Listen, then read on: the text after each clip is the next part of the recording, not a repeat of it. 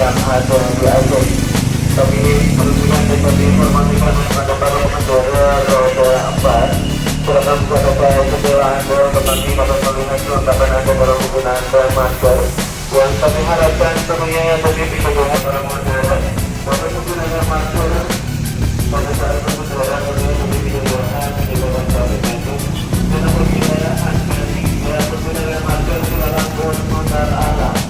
Kami informasikan apabila Anda tidak menggunakan masker, silakan berputar arah meninggalkan kawasan kota Banda Aceh.